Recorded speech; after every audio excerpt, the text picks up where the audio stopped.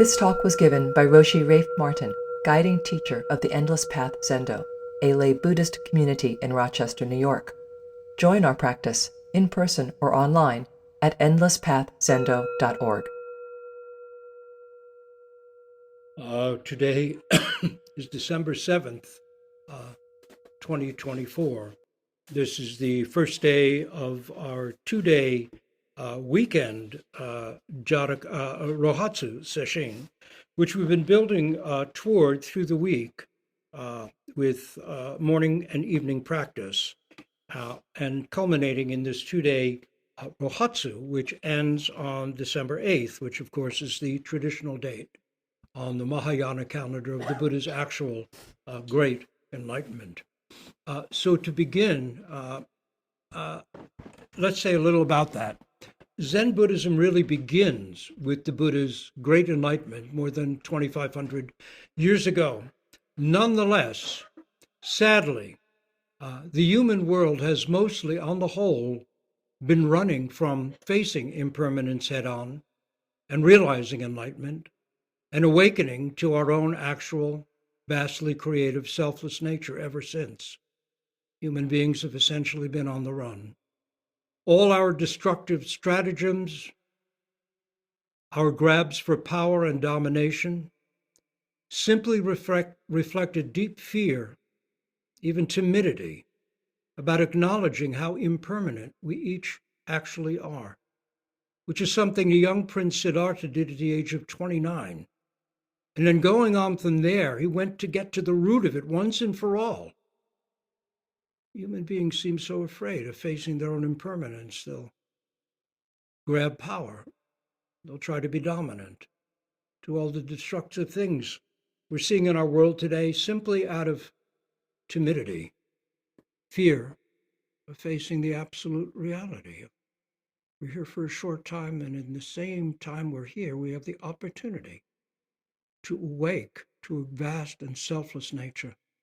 I feel so sad for the people who choose the exact opposite route and never look into the causes of what's driving them to do the things they're doing. In any case, taking our lead from the Buddha, we are aiming to follow the way of awakening. This is the Buddha way. It is not the way of self-centeredness. It's not the way of power. And it's not the way of dominance. Here's how Zen puts it. This is from the first case of the Denkoroku, which was created in the 13th century by Dogen's second-generation heir, Keizan Joken. He begins the transmission from the Buddha leading all the way through India, China, and then ending with Dogen, essentially, Dogen's heir, Koen-Ejo, who is Keizan Joken's teacher, if I remember things correctly. In any case, this is how it opens. Case 1, Denkoroku. Shakyamuni Buddha, seeing the morning star, gained enlightenment and said, I and all sentient beings of the great earth have in the same moment attained the way. Shakyamuni Buddha, seeing the morning star, gained enlightenment and said, I and all sentient beings of the great earth have in the same moment attained the way. Keizan's verse goes like this. One branch from the old plum tree extends splendidly forth. Thorns come forth at the same time. One branch from the old plum tree extends splendidly forth. Thorns come forth at the same time. In short, because of the Buddha's great effort and courage and perseverance, like so many others before us, here we are facing and practicing the endless challenges, the many thorns of the greatly wise and compassionate, selfless, or at least less self-centered way. This is what Zen is about. It extends from that moment of great realization. And Zen practice is our own path of realizing this to whatever extent we personally can, that we're capable of, the same utterly selfless wisdom and compassion. So anything short of that is to sell ourselves short. And of course, many people not only sell themselves short, but turn around and run the other way. And this is the reality of the human condition. How fortunate we are to be attempting to do something else. So, the teisho itself, I will be reading from a book of mine from last year, A Zen Life of Buddha. And we'll look today at the chapter on leaving home, because that's what we've been doing today. We've left our usual circumstances. We've left our comfort zone. We left our home. And we've set out, just as the Buddha did, on the path towards awakening, because we too have seen impermanence. And we too want to really get to the root of it. So the story goes, at the age of 29, Prince Siddhartha, the son of King Suddhodana and heir to his kingdom, decided to see something of ordinary life as it was lived out beyond the sheltering and confining walls of his palace. This is the legend, of course. On the first day he went out from his palace, he saw a sick person and was shocked to learn that everyone gets sick. On the next day he saw an old person and was horrified to discover that all living beings grow old. In fact, all living things, galaxies, trees, even stones crumble in time. On the third morning, the sight of a body burning on a funeral pyre brought home the awful truth that all living beings not only sicken and age, but must die. This is terrifying to really see this.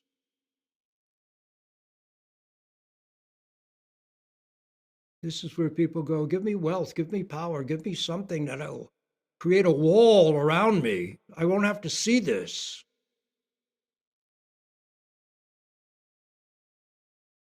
On the fourth morning, he caught sight of a wandering hermit, sage, or monk and realized that there was something that could be done in the face of sickness, aging, and death. And that very night, he left his sheltering palace forever, determined to find a solution to the anguish of a conscious human life. So, to go on. Years ago, when I drove Aitken Roshi to the airport in Honolulu to pick up his brother-in-law after his wife Anne had died, he told me that in Japan, karma is understood to mean mysterious affinities. To even brush leaves with someone passing on the street would be traceable to an endlessly receding series of inexplicable connections. How much more so the vastly interwoven connections we recognize as long-term relationships, marriage, children, friendships, neighbors, work associations. The Buddha's legendary home leaving is the culmination of such a lineage of affinities. Having been born into royalty, wealth, and privilege, he then sets out from all that, the very things that so many people are striving their whole lives, making themselves sick to get. He set out from all of that to fulfill something that Buddhist tradition insists he himself had set in motion ages ago, an essential vow to realize his own nature and be of benefit to all. These are the great vows we take at the end of every formal period of Zazen.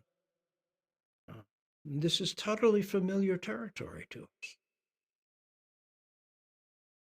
Ancient affinities arising from his own past thoughts and deeds changed the course of his present life. Knowing this tale of Prince Siddhartha's departure from his sheltering palace can help us find our own way when the going gets tough. We might recognize our own ripening karma at work.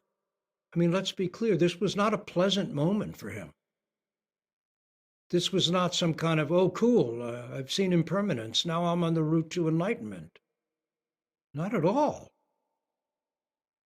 This was a stunning disaster. This was heartbreak. This was the end of the world. He was young, he was sheltered, and it was all ripped away. That was his beginning. But of course, as the mysterious affinities or karma suggest, that beginning was way, way, way in the past. The roots for everything we're doing now, just as with the Buddha, were established by ourselves long ago. Question is, will we make use of our opportunities? That's our challenge always, how to do what's best.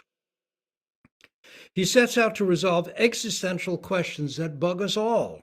Why was I born? How can I be happy when I see suffering all around? How can I be of benefit? At some point, we too, driven by doubt or loss, or drawn forward by faith and hope, must leave our own comfort zones and head off into the unknown. And what then?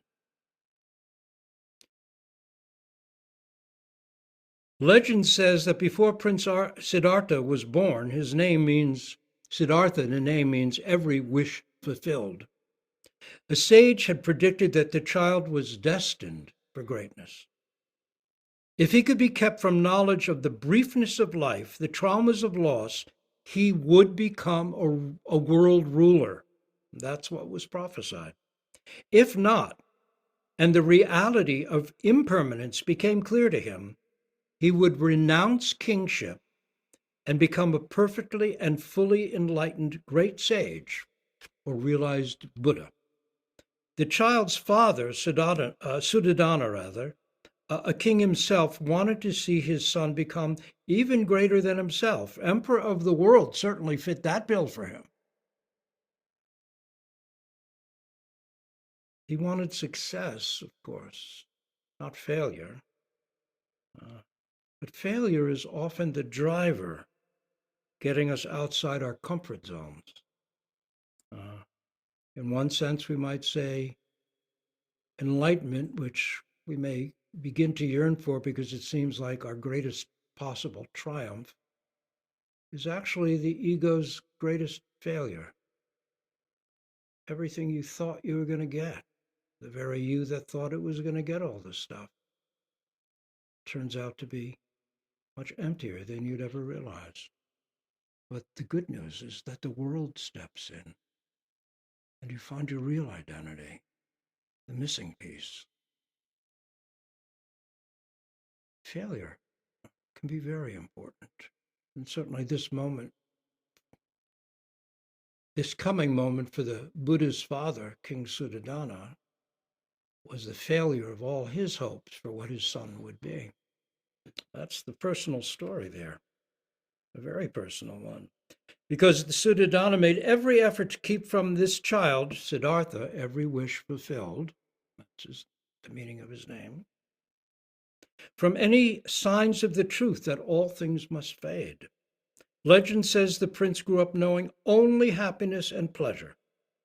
But look, can even the most sheltered child know only contentment? Really, does the sun always shine? Do beloved pets never die? Does a chill wind never blow? I mean, Queen Maya, the boy's own mother, died 7 days after his birth, and he was raised by his maternal aunt. So he never knew his own mother from the start. Siddhartha's father, the king, was fighting the losing battle of a man taking up arms against the sea. You know it's not going to work. Eventually, every comfort zone becomes a prison, and even the most magnificent palace will turn in time into a cage. Again, according to legend, at the age of 29, Prince Siddhartha Gautama decided that for the first time he would leave his sheltering palace and see the life of his people in his home city of Kapilavastu. Mysterious affinities were clearly at work. Karma. His father ordered the streets swept, houses decorated, trees pruned, parks and gardens replanted. Whoever was old or visibly ill was hidden away. But the gods, well aware that the time was ripe, intervened. Once Prince Siddhartha stepped from his palace of self-absorbed amusements, they made sure he clearly saw 4 signs: an old person, a sick person, a dead person, and finally a wandering truth seeker. Amid the king's carefully crafted illusion, reality struck. Drawing on the prince's own mysterious affinities, the pattern of thoughts and actions set in place by Jataka tradition says lifetimes of his previous experiences and efforts, impermanence, as well as the memory of a path leading beyond it, suddenly became visible to the young prince. In brief encounters then taking place over a 4-day span, Siddhartha's life was forever changed. Everything he depended on and thought of as rooted and solid was revealed to be really so much dust on the wind. His father's efforts had in fact backfired. The realization that all things sicken, age, and die hit Prince Siddhartha so terribly hard precisely because he'd been so thoroughly sheltered. Growing up with the facts of impermanence in our face, we've been essentially inoculated against its terrors. We've been gradually exposed to it. We're inured to it. We've come to accept it. We don't even see it. But if you've been sheltered from it your whole life, and at a maturish kind of age, 29, you go out and for the first time you get hit with it, it's a tidal wave. So really, his father's efforts had exactly the reverse effect. I mean, unless something unusually happens in our life, a life-threatening illness or a deep loss, we tend to go along more or less unconscious of the funeral pyres burning beneath our feet. But Prince Siddhartha wore no armor of familiarity. Seeing it directly, raw, and all at once, he was shocked and stunned, and probably, to be honest, terrified. Still, sheltered as he'd been, he didn't break. He didn't melt. He didn't turn and run back into his palace, draw the blinds, turn up the music, and hide. People do that. They get a taste of it, a whiff of it, and they just turn up the music or go shopping or something. He didn't. That says a lot right there. His affinities established by his own past actions and efforts, as shown in the Jataka tradition, lay elsewhere. For instead of running, he rallied. Choosing to live with newly opened eyes, he refused to take shelter in fantasy, cynicism, or hedonism. This once sheltered prince quickly became a realist. What is going on? What's the truth here? How do I get to the bottom of it?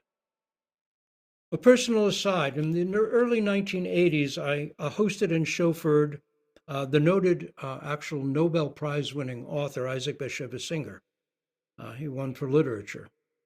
Over the vegetarian lunch, he was an ardent vegetarian. He said he was a vegetarian for health reasons, and then he added the chicken's health. Many people can become vegetarians for their own health, and it turns into a very selfish, self-absorbed, and kind of petty practice. He was a vegetarian for health reasons, the chicken's health, the cow's health, the lamb's health. That's a very good reason. In any case, he said, I'm not a pessimist, and of course many of his stories dealt with very difficult things. He said, I'm not a pessimist, I'm a realist. I think that really rings true, that the Buddha was too. Not a pessimist, but a realist. Buddhism, despite what early Western views of Buddhism were, Buddhism does not present a pessimistic view of the world. In fact, it's quite an optimistic or realistic view. What it says is, it doesn't say life is suffering. What it says is that an unexamined, unrealized life will be characterized by suffering. However, there is a path beyond suffering, a path of practice, of attention, of awakening, of ethics. There is a path that will end suffering. And of course, I have no idea what people who claim that Buddhism is pessimistic do with the Buddha's smile. What do you do about the smile on the Buddha's face if you say he was just a pessimist? Does that turn him into a sadist? I mean, what are you going to do with that? Of course, uh, I'm no expert on religion, but I remember the first time I ever saw a figure of Christ hanging from a cross. It was on a family vacation when I was about 8 years old in a huge cathedral in Montreal. I found it very exciting. I tried to get my parents interested in it by pointing it out and shouting about, look at that guy with all the blood. Of course, my parents found that quite embarrassing, and we quickly left that beautiful cathedral. Uh, but that's a religion that doesn't claim to be pessimistic, and yet look what it starts with as an image. I'm not saying it's not a profound image, it is when you truly understand it. But here's the Buddha sitting at ease with a smile on his face, and people go, oh, it's a pessimistic religion. And you go, what planet are they on? In any case, enough of the aside. Let's see. Yeah.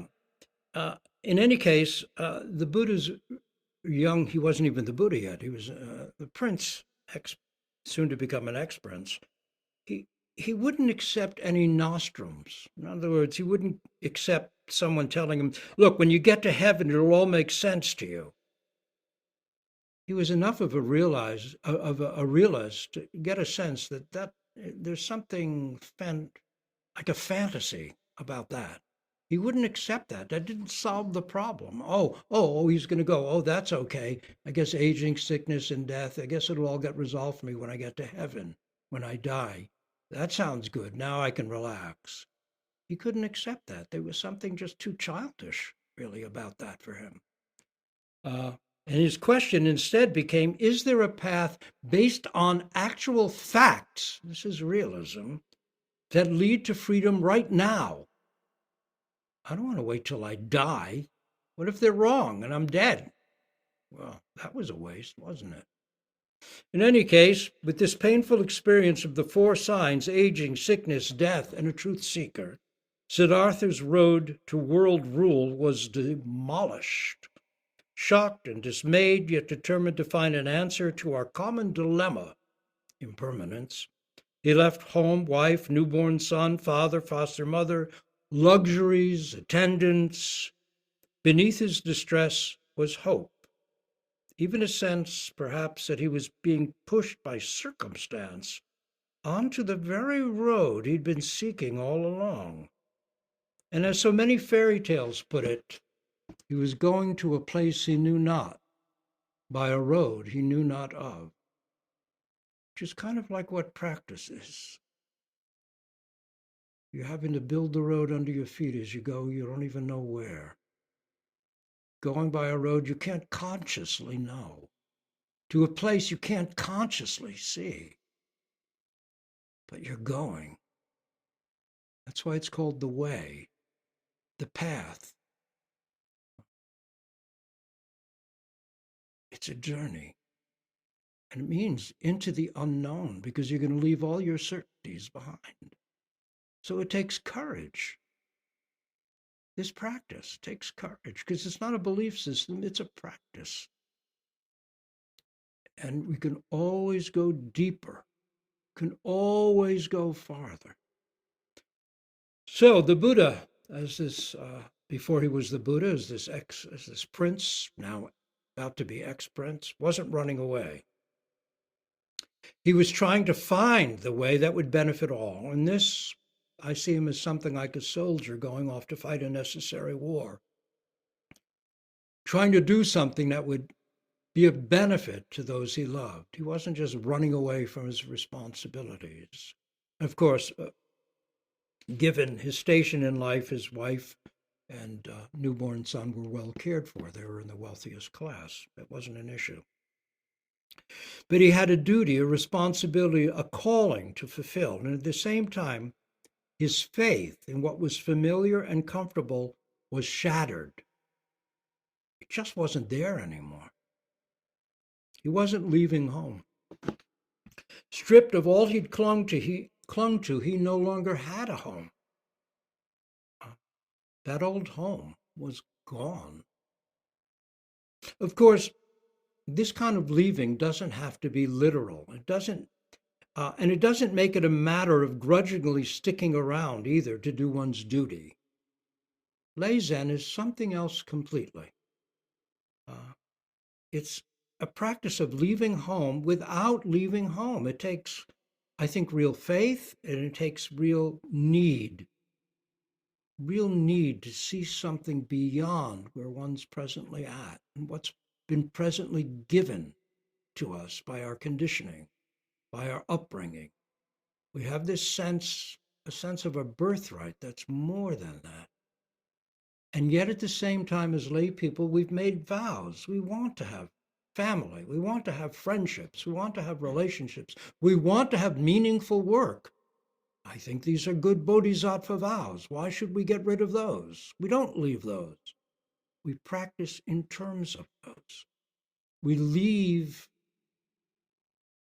the limiting conditioning, but we can express ourselves in our vows of family, relationship, work, all of it. This is the foundation of lay practice. It's leaving home without leaving, literally.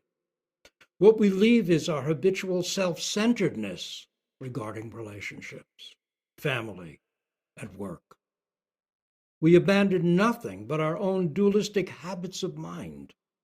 Such home leaving is really coming home.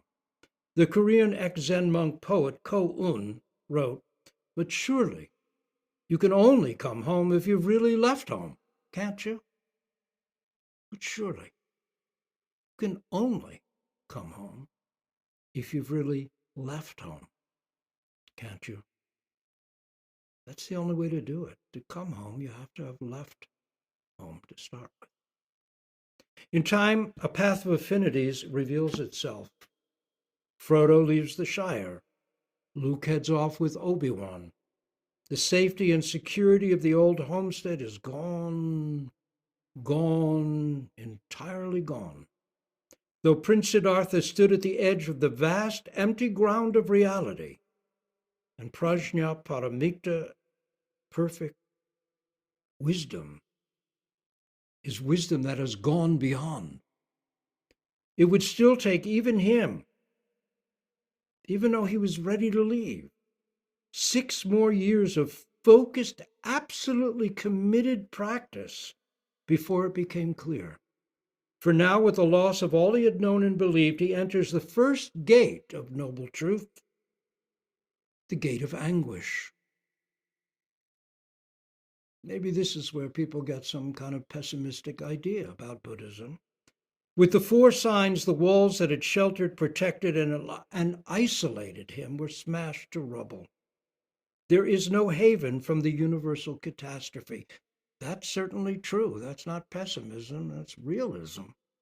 Illness might be prevented, aging might be slowed, but all swirl down the great drain of death in the end. The Buddha, as this young prince, his sense of entitlement, he was, part of the 1%. That entitlement was stripped away. No longer a privileged and entitled onlooker, he's exposed and vulnerable as everyone else, and finds, essentially, that his life up till then had been a kind of painted dream.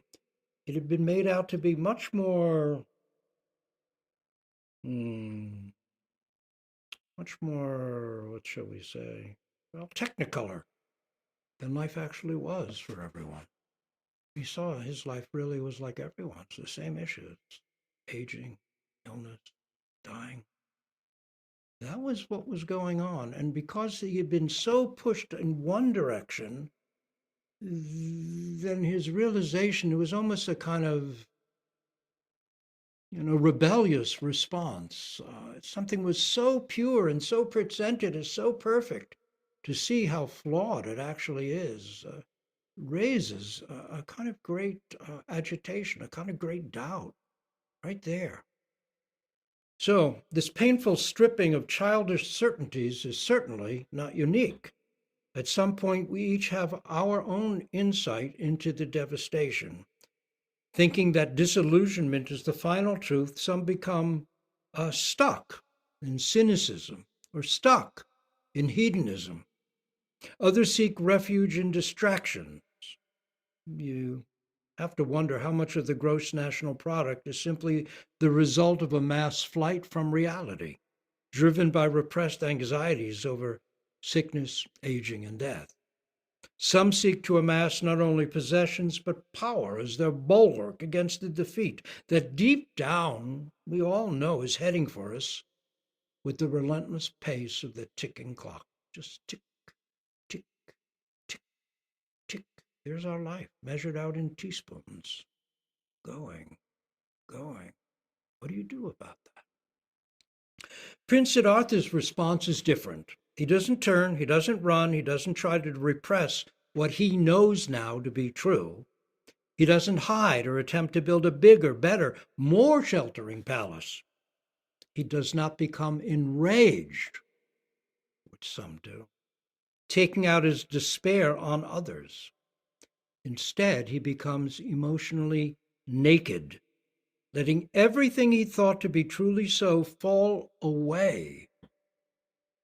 Experiencing anguish, the first noble truth, he courageously lets all he's known come to nothing. This is a kind of awakening.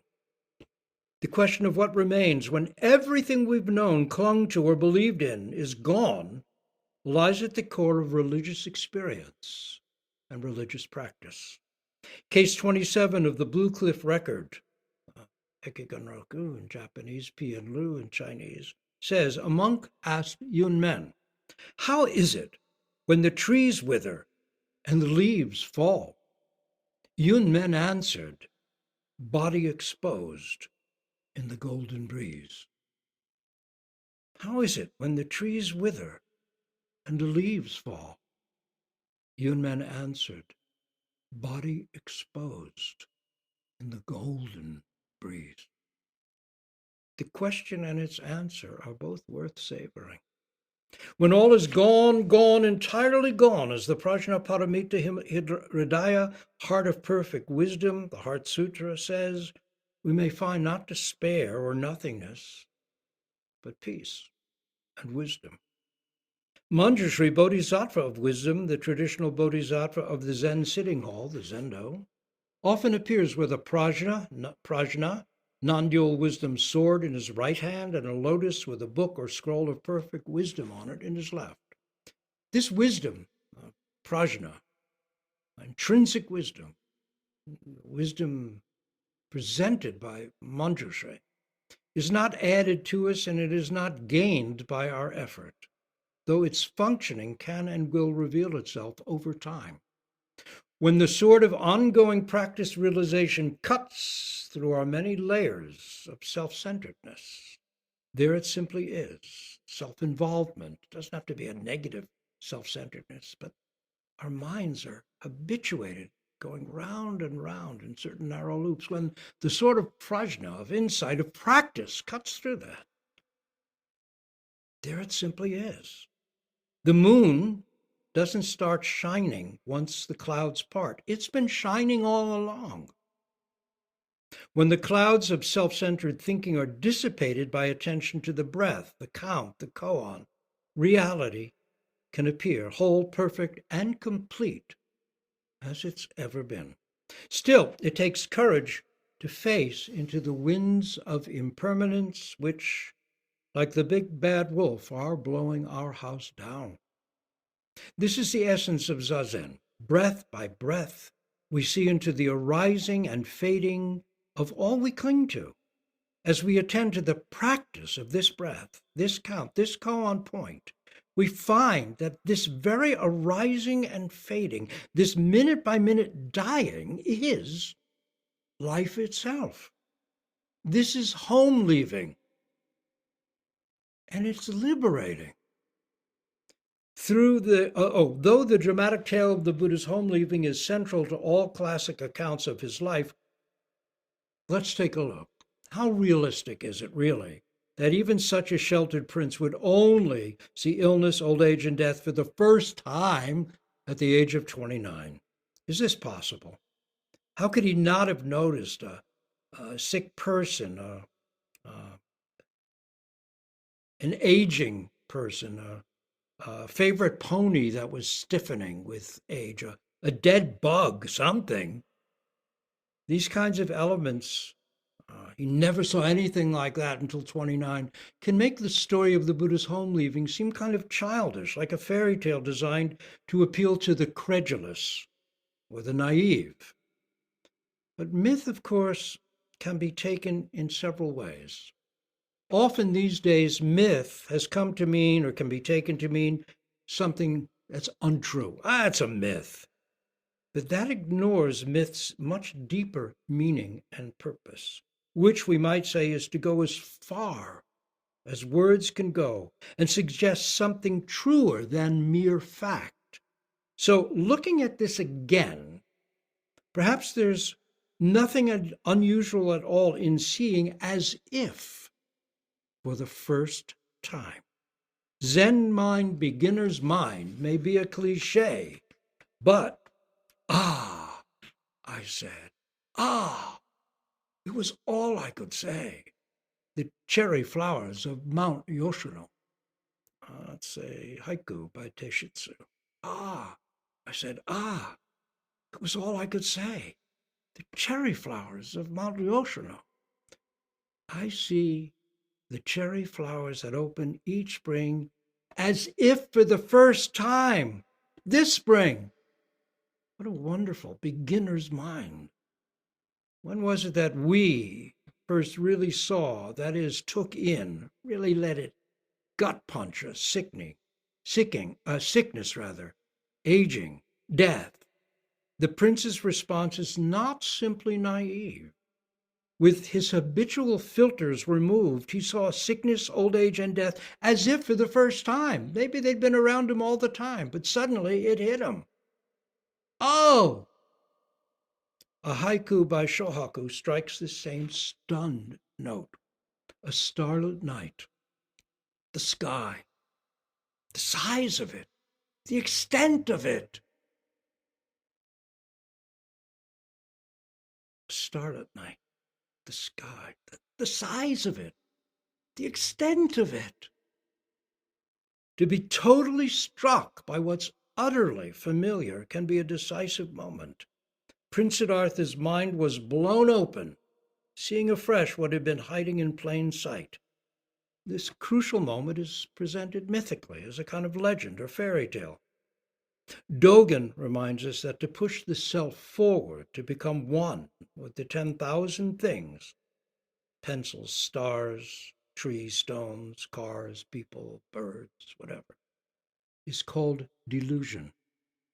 To push the self forward, to become one with the 10,000 things is called delusion, but to allow the 10,000 things to step in and realize themselves as the self is intimacy, which is another name for enlightenment. For Prince Siddhartha, this was a milestone moment to step forward along the path of complete awakening. The world stepped in and he was stunned by things he'd just never noticed before.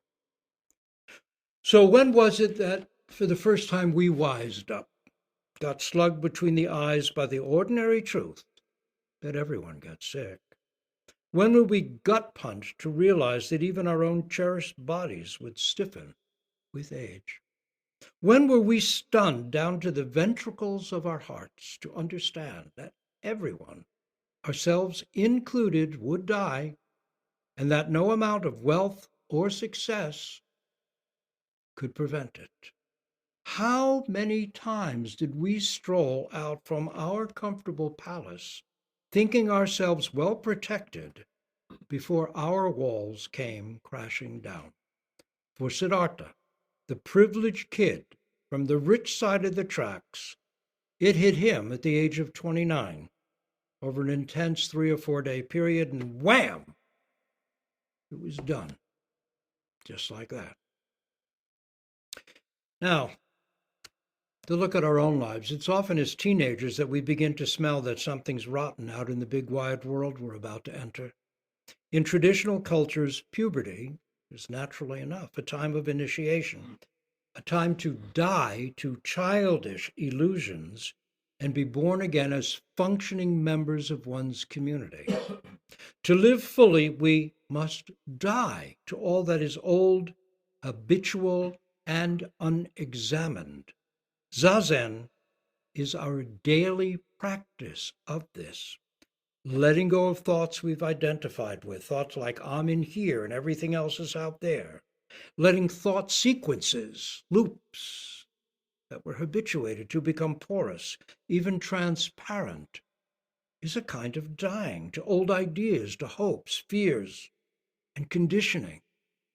Momentarily letting them go, we wake to what and where we are. And this is unnamed territory. This is unknown. This moment, when you take it all away, you're in the unknown right now, in the great mystery right now. We see the wall, as if for the first time, the wall. The grain of the wood floor. Wow. The whoosh of traffic, barking dogs, the groaning furnace, the wind blowing, the caw of a crow. Ordinary things are fresh and new, as if experienced for the first time. So begins our path through the mental fog. Perhaps we enter a sangha, find a teacher and spiritual friends. If we're lucky, we come to see in our own way and to our own capacity what the Buddha saw. Not that everything is okay and we can just go home again, thank goodness, and forget our pain, our anguish, our anxiety, but rather that there is a path that appears, indeed, that can only appear once our old house lies in ruins. Without a model or map, that path can be hard to find. With it, which is in a sense what Buddhism is, a map of the way, we begin to walk our own version of the same road that Shakyamuni Buddha walked. It may be a long, winding, twisting road with sheer drops and fitful starts and stops, but if we keep going, keep finding our way, each time we're lost, eventually what's been lost and shattered is found and is whole. Our original home is everywhere. Everywhere is home. The ancient empty house that stood from the beginning without walls, windows, door, roof, or floor is unbreakable. To leave or be forced from the breakable home of egotistic self-involvement is the first necessary step towards coming home to what will not collapse. What is breakable must break so that what is unbreakable may be found. As Crazy Jane says to the bishop in Yeats's poem of that name, Crazy Jane and the Bishop. And if you don't know Yeats's work, he was probably the finest poet of the 20th century. Well, one of them. There's Wallace Stevens as well. There's Eliot. But Yeats maybe had the best ear. He wrote, "Nothing is soul or whole that has not been rent, that is torn. Nothing is soul, S-O-L-E, soul or whole that has not been rent. Nothing can be whole unless it is first torn, broken, shattered. At some point, our palace walls crumble. Our locked doors swing open, and we too head out on our own into a dark night where nothing can be known or grasped in its old, limited, self-centered way. Traveling out beyond the boundaries of our parents' kingdoms, that is what we've inherited, mentally, physically, conditionally, educationally, culturally, heading out beyond our parents' kingdom, we enter the primordial wilderness of forests and mountains. That is our own nature. It's wild. It's not paved. It has twisting paths and great surprises. It's like the wilderness, like the natural world. So many people get caught up in logic. We all do. We've been trained to do it, but logic arises out of something that's completely illogical.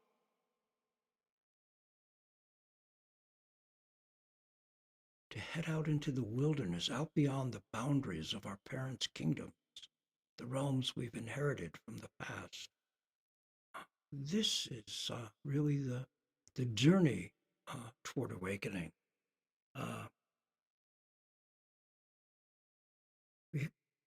We head out because we're determined to know for ourselves what's really what. Not what we've been told, but what's really what. How do we see that for ourselves? In so many ways, the Buddhist story is simply our own. Prince Siddhartha didn't leave home to become spiritual. It wasn't, I've seen impermanence, now I'm going to get enlightened. Dying to his old world, being stripped of everything he'd held dear, had to have been very hard. He was human after all. Yet in that very difficulty, something unexpected was waking up. In losing his old world, he'd refound a road to everything he'd forgotten he'd lost. The four ego-devastating signs helped cut the entitled prince's attachments to a fantasy realm, simultaneously releasing a deeply felt drive toward insight and compassion. But Siddhartha, every wish fulfilled, didn't then sit down and think his way to liberation. He wasn't a philosopher. He was a realizer, an ordinary person, essentially, who'd simply had enough and decided to do something about it. So he set off into the wilds of actual practice. The first truth of the Four Noble Truths is noble, not because its pain is ennobling, but because it's a first step on the noble journey of waking up to all the good that's already here beneath our feet. This is where Zen begins. Setting out at last on our own and actually going, it is actually doing it, actually practicing, is how we develop the strength to ultimately go all the way. We'll stop here and recite our great vows for all.